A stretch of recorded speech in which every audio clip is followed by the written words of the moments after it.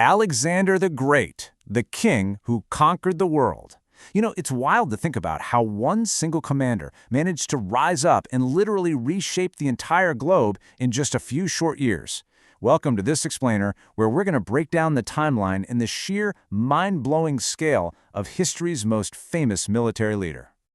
They say every era has a story, and let me tell you, very few stories in all of human history are as epic, as fast-paced, or frankly as massive in scope as this one. It's a tale of just absolute raw ambition and unbelievable military success that completely redefined the ancient world. Let's kick things off with Section 1, A Prince with Big Dreams.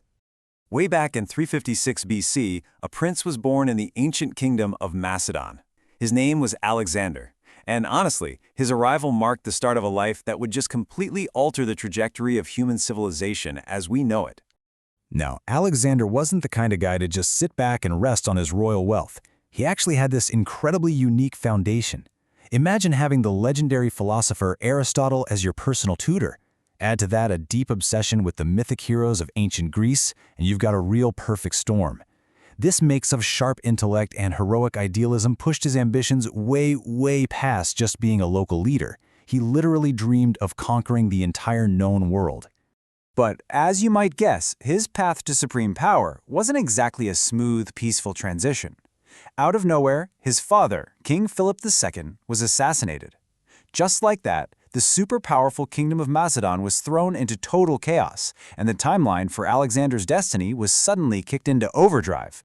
Because of that assassination, Alexander was suddenly thrust onto the throne. He was just 20 years old. I mean, think about that for a second. Taking on absolute power, trying to lead a highly complex kingdom, and having to face down rival factions when you've barely left your teenage years, that is an absolutely unimaginable amount of pressure. So naturally, expectations at the time were pretty bleak. A lot of people fully believed this young, completely untested king would just buckle under all that pressure and fail.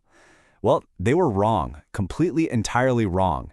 In fact, all those massive doubts placed on him, they really just fueled the fire for what he was going to do next. Which brings us to Section 2, the Unstoppable Conqueror. As the brand new king, his immediate strategic moves were, honestly, incredibly calculated. Before he even thought about expanding outwards, he locked down his home base by uniting Greece. And with that unified front behind him, he turned and marched east. His target? The greatest, wealthiest superpower of the entire ancient world, the Persian Empire. From there, he just systematically, and I mean rapidly, dismantled this massive enemy. He started with a really crucial victory at Granicus. Then he pushed relentlessly to Issus, conquered Tyre, marched down to found the city of Alexandria in Egypt, and finally, the big one. He completely shattered the Persian Empire by defeating King Darius III at the Battle of Gaugamela. The sheer, literal scale of this geographic dominance is just staggering to think about. Alexander's newly forged empire now stretched all the way from Greece to India. He had managed to bring an unprecedented blend of cultural expansion and massive logistical control all under one single banner. But you know what's maybe even more impressive than that massive map? His strategic record. We're talking across thousands of miles, totally diverse terrains, and facing down countless enemy armies, he never lost a single battle. Zero. Not one. It's honestly the defining statistic that elevates him from just a great commander to a true historical legend. But that brings our story to a screeching halt with Section 3, A Sudden, Mysterious End. In 323 BC, right in the heart of the ancient city of Babylon, the absolute most powerful man in the world met a sudden, abrupt, and incredibly unexpected demise. He was only 32 years old. Wow.